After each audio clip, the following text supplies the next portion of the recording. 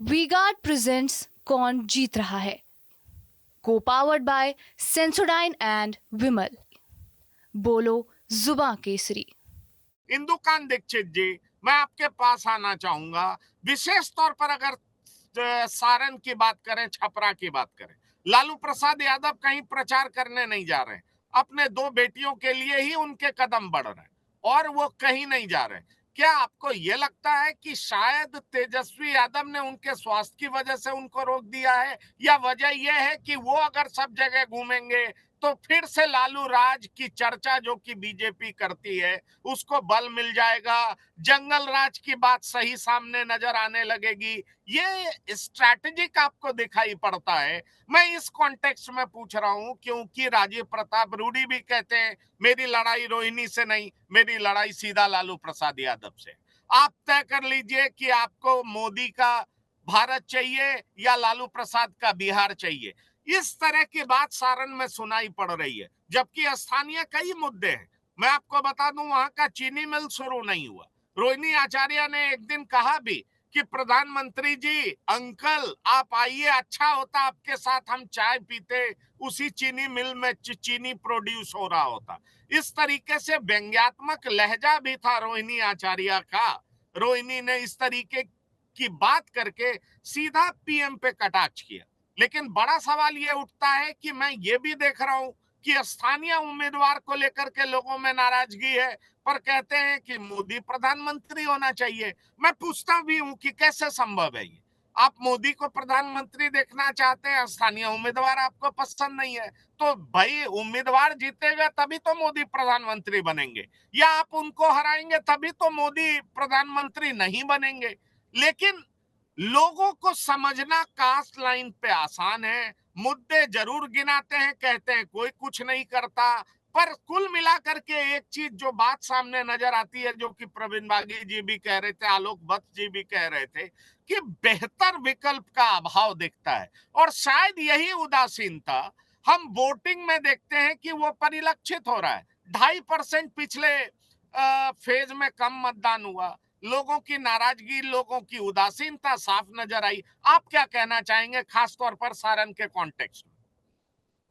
जी नमस्कार पंकज जी। हमारे मित्र जी, प्रवीण आपका वागी जी को हमने बहुत दिनों बाद देखा, उन्हें भी मेरा नमस्कार। आलोक जी को भी नमस्कार। प्रवीण जी तो यहाँ चैनल हेड रहे हैं। देखिए पंकज जी, आ, जो बातें प्रवीण जी ने कही कि रोहिणी आचार्य जी की क्या क्वालिफिकेशन है, बिल्कुल परफेक्टली 100% सही बातें कही। और यही कारण है कि रोहिणी आचार्य अगर जातिगत आधार पर जातिगत कॉम्बिनेशन के हिसाब से जीतना होगा तो ठीक, नहीं तो उनके जीतने की कोई तस्वीर नहीं। लेकिन एक दुर्भाग्य की बात है, जो आलोक जी कह रहे थे कि बिहार के लिए ये नेता कम जिम्मेदार है। मैं मानता हूं पत्रकार के नाते बिहार की इस स्थिति के लिए बिहार के लोग ही जिम्मेदार, क्योंकि वहां वोट करने के लिए वहां सड़कें अच्छी होनी जरूरी नहीं है, वहां वोट करने के लिए फैक्ट्री होना जरूरी नहीं है, वहां वोट करने के लिए नौकरी की भी जरूरत नहीं है। वहां वोट करने के लिए आपको यादव जी के लिए यादव होना जरूरी है, भूमिहार के लिए भूमिहार होना जरूरी है, ब्राह्मण के लिए ब्राह्मण होना जरूरी है, मुसलमान के लिए मुसलमान होना जरूरी है। तो आप उसी की राजनीति करिए। पूरे देश में भी ऐसा मैं नहीं करता हूं कि डंके की चोट पे आप कह सकते हैं कि कर्नाटका में, तमिलनाडु में, महाराष्ट्र में चले जाइए तो जाति की बात नहीं होती, उत्तर प्रदेश में पड़ोस में जात की बात नहीं होती है। लेकिन वहां जात के साथ साथ विकास, अपने हित, समाज कल्याण, सड़कों की भी बातें होती हैं। लेकिन मैं तो सरप्राइज जो एक एग्जांपल आपको देता हूं, 2015 में मैं इलेक्शन कवर करने गया था पूरे बिहार का, विधानसभा का। और मैं भागलपुर से एक इलाके में निकला, शायद सहरसा जाने वाली सड़क पे, और वो सड़क लगभग 20 किलोमीटर की थी। और उसको पार करने में हमको लगा, जो स्ट्रेच की बात मैं कर रहा हूं, लगभग 5 घंटे।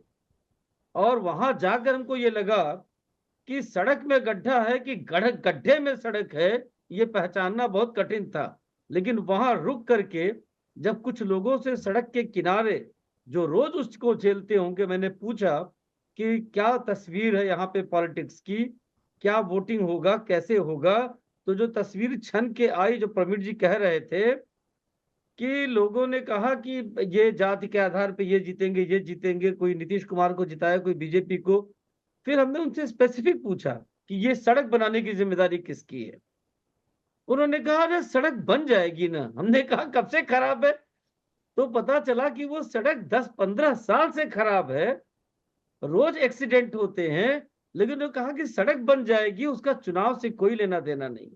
और ये एक पक्ष का नहीं, जो जदयू के पक्ष के थे, जो आरजेडी के पक्ष थे, जो बीजेपी के पक्ष के थे, सभी वोटर्स इस मत पर, इस बात पर एक मत थे कि सड़क के कारण वो वोट अपना दूसरी पार्टी को नहीं देंगे। तो अब ऐसी जनता को और ऐसे लोगों को ऐसी ही सड़क और ऐसा ही इंफ्रास्ट्रक्चर मुबारक होगा, इसमें कोई दो राय नहीं है।